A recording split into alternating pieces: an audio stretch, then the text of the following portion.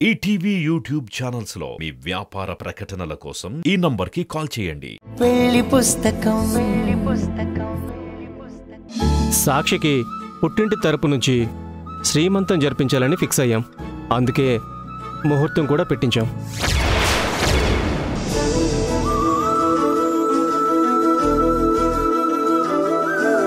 దాన్ని శవంగా చూడాలని నేను అనుకుంటూ ఉంటే శ్రీమంతం చేస్తారా మీరు?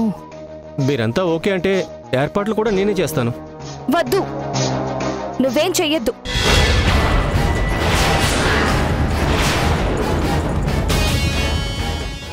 మన పుట్టింటి తరపున నేనే సాక్షికి శ్రీమంతం జరిపిస్తాను.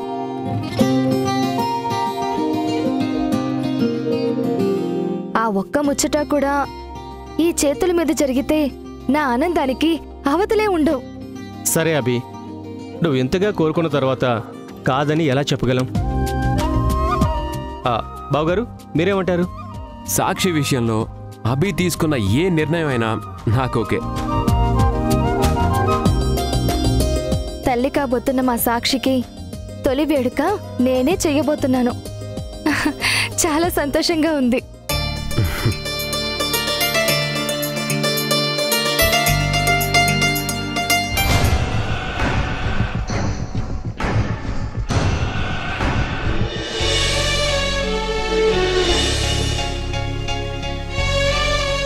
ఆంటీ,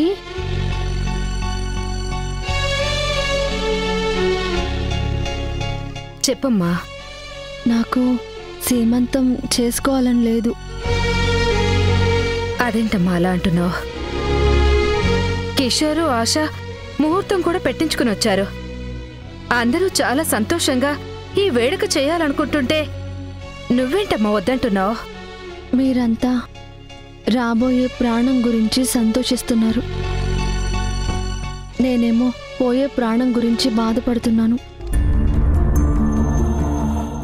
అభిలాష ఆరోగ్యం గురించి తెలిసి కూడా ఇంట్లో ఫంక్షన్ చేయడం, మనమంతా సంతోషంగా ఉండటం ఎందుకు అనిపిస్తుంది.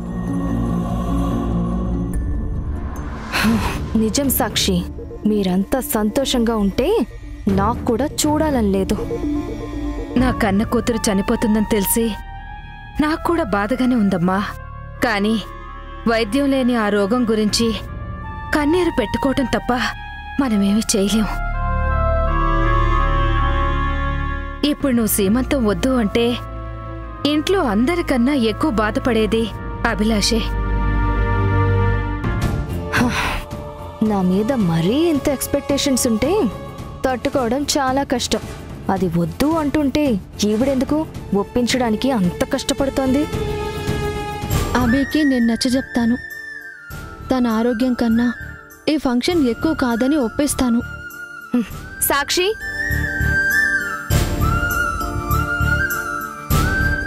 ఇంపాసిబుల్ సాక్షి, నేనెప్పటికీ ఒప్పుకోను. అది కాదభి, ప్లీజ్ సాక్షి, నువ్వేం మాట్లాడొద్దు.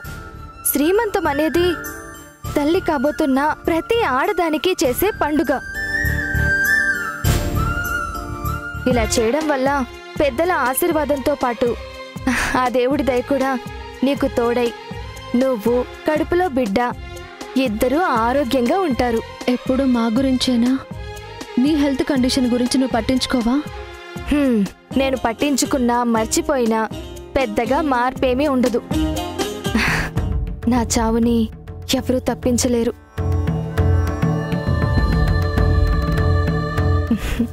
నా గురించి ఆలోచించి నువ్వు బాధపడి ఇంట్లో వాళ్ళని బాధ పెట్టొద్దు. నా కోరికని నువ్వెప్పుడూ కాదనవన్న నమ్మకంతోనే నేనిది చెప్తున్నాను.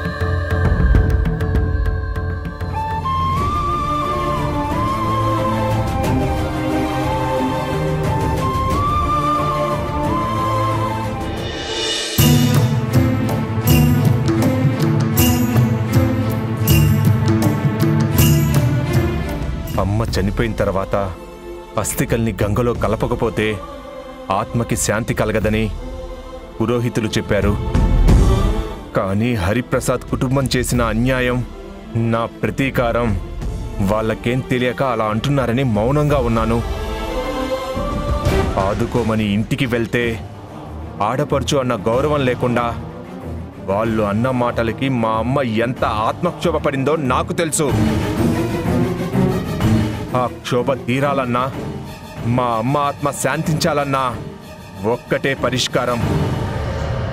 అది హరిప్రసాద్ కుటుంబం నాశనం అవ్వడం. ఆ కుటుంబం అంతం చూసే వరకు ఈ అస్థికల్ని కలపను అని అమ్మ చితిని చూస్తూ ప్రమాణం చేశాను. ఆ మాటని నిలబెట్టుకోవడమే నా జీవిత ధ్యేయంగా మార్చుకున్నాను. ఇన్ని రోజులు ఈ అస్థికలు ఎక్కడున్నాయి? నా పాత రూంలో. ఈరోజే వీటిని హరిప్రసాద్ ఇంటికి తీసుకెళ్లబోతున్నాను. అక్కడెందుకురా? అసలే ఇంట్లో గొడవలు అవుతున్నాయంటున్నావు. ఈ టైంలో ఎవరైనా చూస్తే లేనిపోని డౌట్స్ వస్తాయి.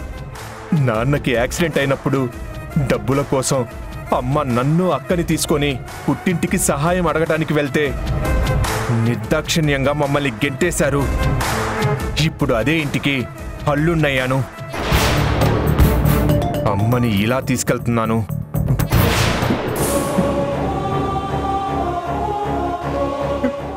రే చందు, బాధపడొద్దురా. అంతా నువ్వు అనుకున్నట్టే జరుగుతుంది. అమ్మ ఎక్కడున్నా నువ్వు చేసే పనికి సంతోషిస్తుంది.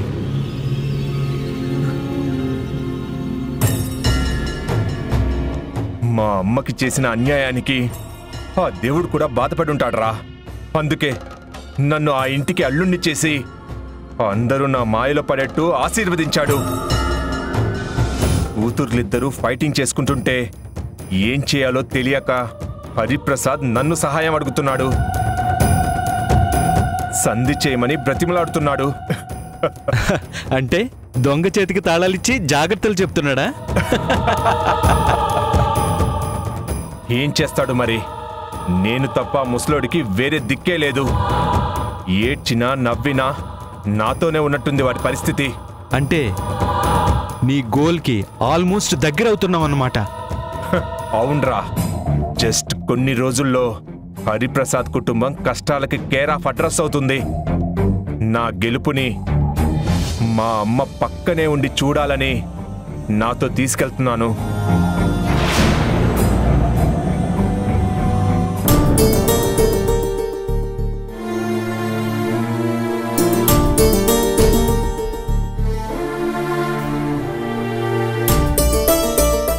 అమ్మా,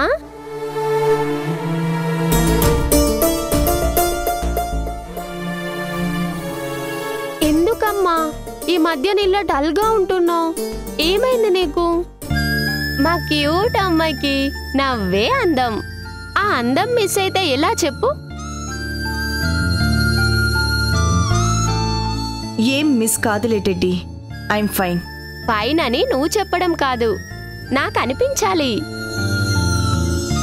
అలా అనిపించాలంటే నీ మనసులో ఉన్నది పైకి చెప్పాలి. చెప్పమ్మా, ప్రాబ్లం ఏంటి? ఏం లేదంటున్నాను కదా టెడ్డీ. నీకన్నా తాతయ్య బెటర్. ఎందుకు డల్గా ఉన్నావని అడిగితే నువ్వు పిన్ని ఫైట్ చేసుకుంటున్నందుకు అని నిజం చెప్పారు. ఏంటి? తాతయ్య మా గురించి చెప్పారా? జస్ట్ చెప్పడం కాదు, చాలా హర్ట్ అవుతున్నారు. లాస్ట్ టైం అయితే హార్ట్ స్ట్రోక్ వచ్చినంత పని అయింది. నేను టైంకి వెళ్ళి టాబ్లెట్ ఇచ్చాను కాబట్టి సరిపోయింది, లేదంటే చాలా ప్రాబ్లం అయ్యేది. ఇప్పుడు నువ్వు కూడా పిన్ని గురించి ఆలోచిస్తున్నావు కదా? ఆలోచనని కాదు, కానీ ఎందుకు మా మధ్య రిలేషన్ డిస్టర్బ్ అయిందని బాధపడుతున్నాను. బాధపడితే సొల్యూషన్ దొరకదమ్మా. నీ ఫేస్లో స్మైల్ పోతుంది. నేను మాట్లాడాలని ట్రై చేస్తున్నా, మీ పిన్ని కోపంతో సమాధానం చెప్తోంది.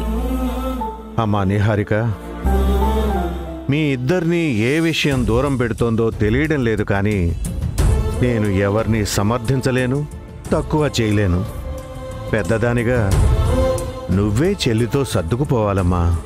నేను రెడీగానే ఉన్నాను డాడ్, కానీ తనూజ నా మాట వినడానికి కూడా ఇంట్రెస్ట్ చూపించకపోతే నేనేం చేయను? మళ్ళీ ట్రై చేయి నిహారిక. మీ చెల్లి ఎప్పటికైనా నీ మాటే వింటుంది. నవ్వొచ్చు కదమ్మా, ఇంకెంతసేపు ఇలా సీరియస్ గా ఉంటావు? లేదమ్మా, నేను నవ్వలేను. అవునా? ఎందుకు నవ్వవో నేను చూస్తాను.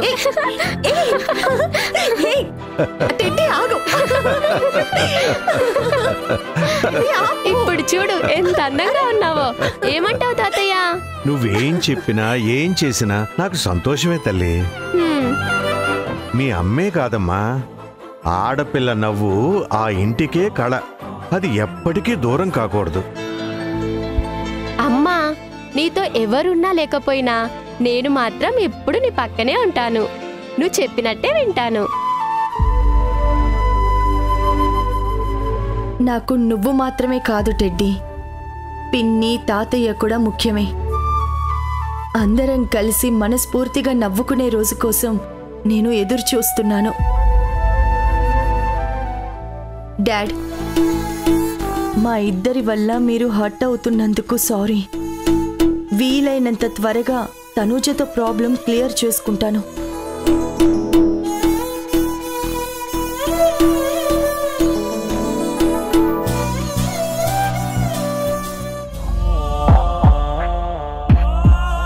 రంగులు మార్చే ఊసర వెళ్ళి ఇలా 7 రంగుల ఇంద్రధనుస్సులా ఇంత మంచిగా మారిపోతుందని కలలో కూడా అనుకోలేదు. నువ్వే కాదాశా, అభి గతం తెలిసిన వాళ్ళు ఎవ్వరూ ఈ మార్పు నమ్మలేరు. అభి ఆరోగ్యం గురించి సాక్షి తనకు సీమంతో వద్దని చెప్తే ఎంత బాగా మాట్లాడిందో తెలుసా? తన ప్రాణం కన్నా సాక్షి సంతోషమే ముఖ్యమని కోరుకుంటుంది.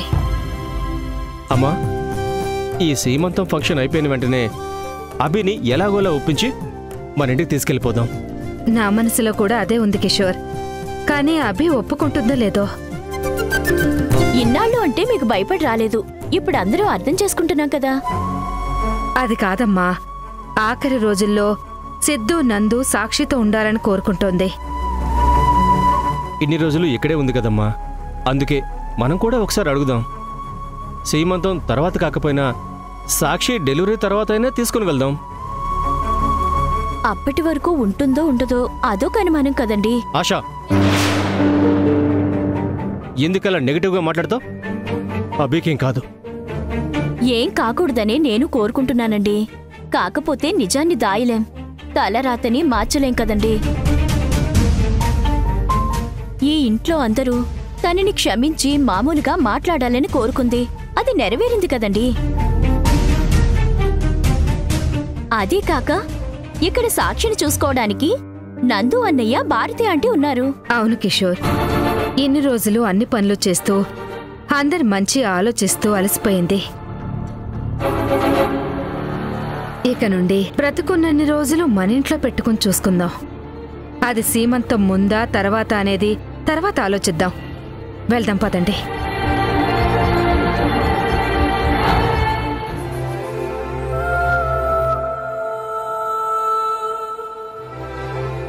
అమ్మా, ఇంట్లో అందరూ నాకు టెన్షన్ పెరగకూడదు, ప్రశాంతంగా ఉండాలని చెప్తున్నారు. నేను అదే ప్రయత్నిస్తున్నాను. కానీ కడుపులో బిడ్డ గురించి ఆలోచిస్తుంటేనే నాకు భయంగా ఉంది. మొదటి కాన్పు కదా, ఈ భయం సహజమే. అయినా నీ ఆశీర్వాదాలు ఎప్పుడూ నా మీద, పుట్టబోయే బిడ్డ మీద ఉండేటట్టు చూడు తల్లి.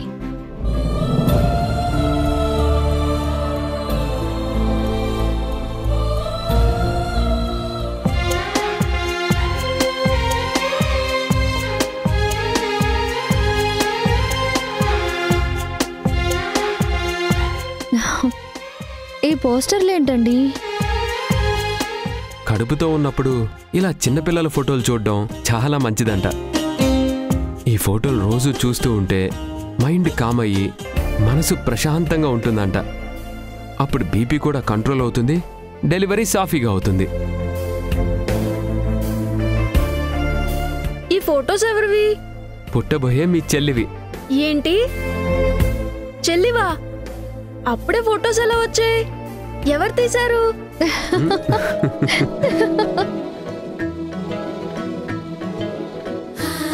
పప్పా, నువ్వు అబద్ధం చెప్తున్నావు కదా?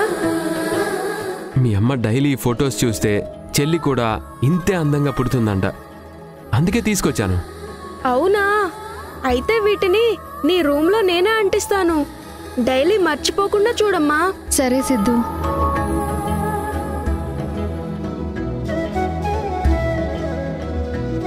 సాక్షి, చూడడం అంటే ఏదో పేరుకు చూసి తల తిప్పుకోవడం కాదు. ఆ పిల్లల నవ్వుల్లో నీ ప్రాబ్లమ్స్, టెన్షన్స్ అన్నీ మర్చిపోవాలి. శ్రీవారు, ఆల్రెడీ నేను మర్చిపోతున్నాను. దేవుణ్ణి కూడా అలాగే దండం పెట్టుకుంటున్నాను. 2 రోజుల్లో బీపీ చెక్ చేయాల్సిన అవసరమే లేకుండా నార్మల్ అయిపోతుంది చూడండి. సాక్షి, ఎంత ఎంత మంచి న్యూస్ చెప్పావు సాక్షి. ఈ ఆనందాన్ని ఇలా మాటల్లో సెలబ్రేట్ చేసుకోకూడదు. అయ్యో అయ్యో ఏమండి, అయ్యో కళ్ళు తిరుగుతున్నాయండి. దించండి దించండి. నందు,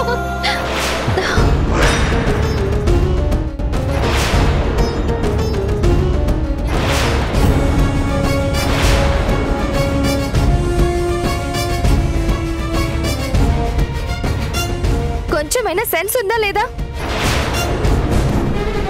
ఎంత నీ భార్య అయితే మాత్రం ఆలోచించకుండా బిహేవ్ చేస్తావా?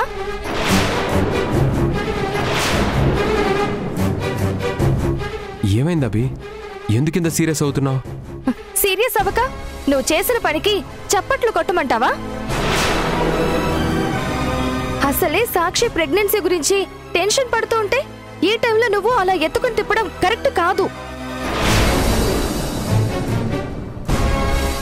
సాక్షి, నువ్వైనా చెప్పాలి కదా.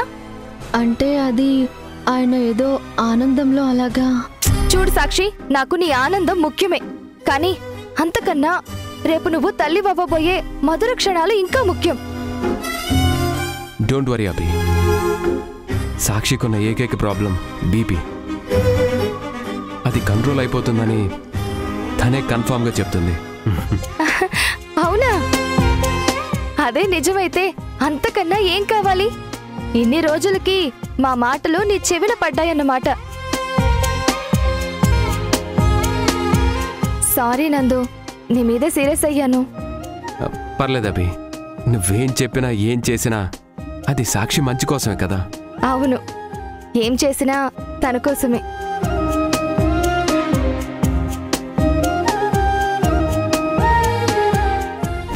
కడుపు నుండి బిడ్డని, ఈ ఇంటి నుండి సాక్షిని దూరం చేసి నేను తిరిగి అడుగు పెట్టడానికి నా ప్రయత్నాలన్నీ.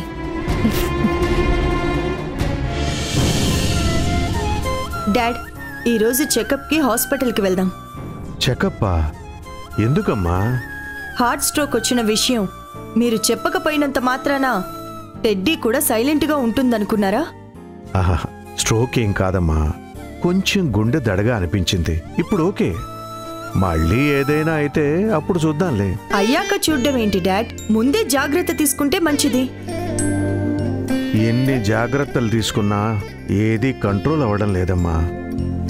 ఇంట్లో పరిస్థితులు చక్కబడితే ఒంట్లో ఆరోగ్యం కూడా సెట్ అవుతుంది. అన్నింటికి సొల్యూషన్ ఇక్కడే ఉంది మావయ్య గారు. ఇంటికి పెద్దయ్య ఉండి మీరు నవ్వుతూ మమ్మల్ని దగ్గరుండి నడిపించాలి. అంతేకాని ఇలా బాధపడటం, మీ ఆరోగ్యం డిస్టర్బ్ అవడం నాకిష్టం లేదు. మీరు నన్ను నమ్మి నాకు చెప్పిన ప్రతి మాటని నేను గౌరవిస్తాను, మాట్లాడుతాను. మీ డాడ్తో పాటు మేమంతా ఈ మూమెంట్ కోసమే ఎదురు చూస్తున్నాం. నీ మాటలతో ఇంట్లో సమస్యలన్నీ క్లియర్ అయిపోవాలి. అక్క, జరిగిందేదో జరిగిపోయింది. తెలుసో తెలియకో చందుని ఎవరైనా ఇన్సల్ట్ చేస్తుంటే నేను తట్టుకోలేకపోయాను. అందుకే అలా సీరియస్ అయ్యాను. నేను హర్ట్ చేసినందుకు సారీ అక్క.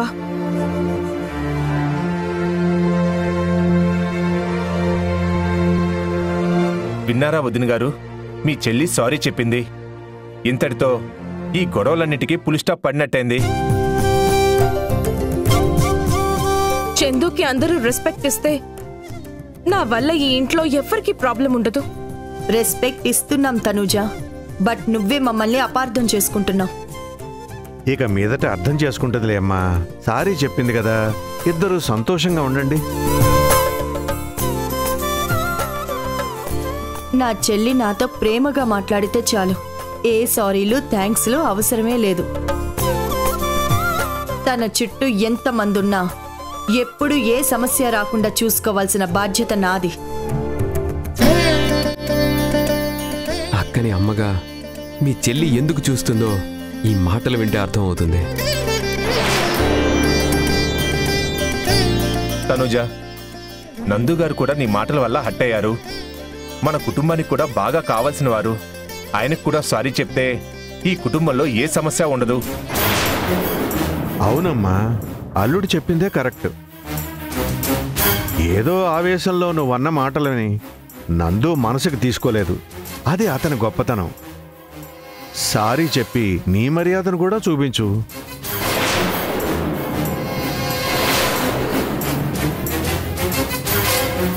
చెప్పుతాను, ఏం ఆలోచిస్తున్నావు? మా అక్క నా సొంత మనిషి కాబట్టి సారీ చెప్పాను. అంతేకాని పొరాయి వాళ్ళకి బయటి మనుషులకి ఎందుకు చెప్తాను?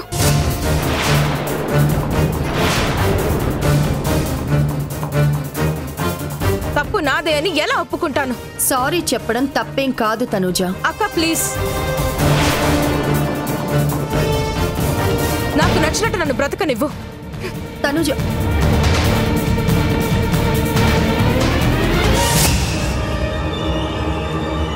తనూజకి మనల్ని అర్థం చేసుకోవడం రావడం లేదేంటమ్మా?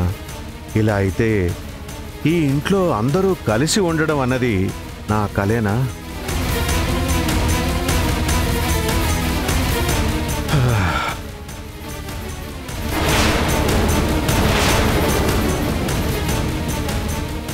డౌట్ ఎందుకు హరిప్రసాద్? నువ్వు కోరుకున్నదేది ఈ ఇంట్లో జరగదు. ఎందుకంటే మొత్తం నా కంట్రోల్లో ఉంది కాబట్టి.